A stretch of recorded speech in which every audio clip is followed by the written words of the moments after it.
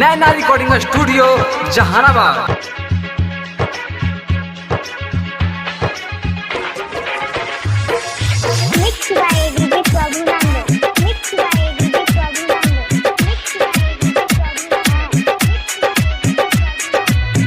नैना recording studio Jehanabad.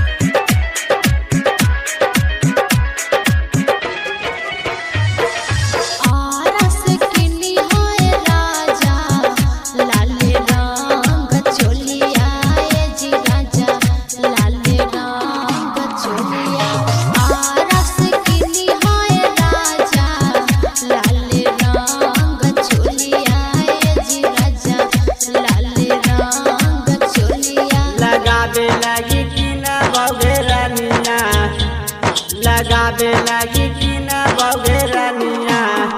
रंगवा बिरिया गे रनिया रंगवा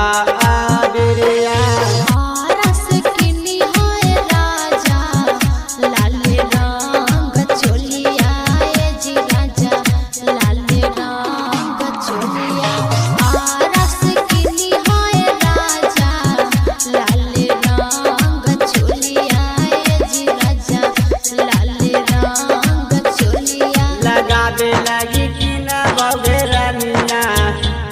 लगाबे लगी कि न बगेरनिया रंगवा बिरिया गे रनिया रंगवा बिरिया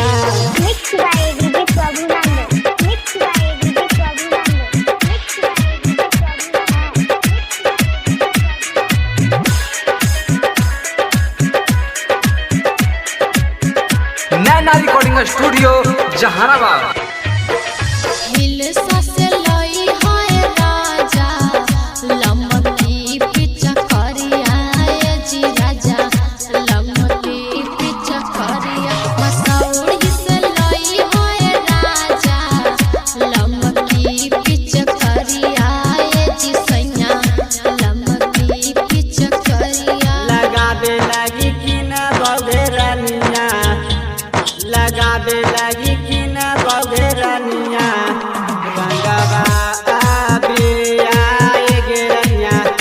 रंगवा बिरिया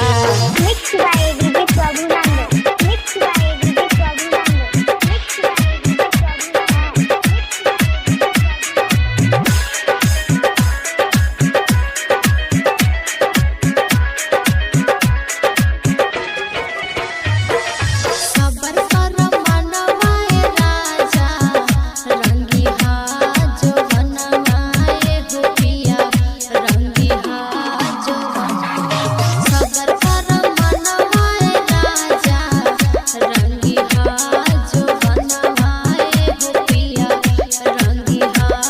जो बनवा कि तोरे लगी रखबो ए मांझी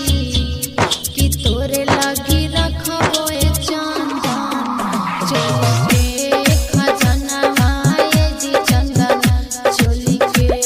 खजनवा लगाबे लगी कि न बगेरनिया लगाबे लगी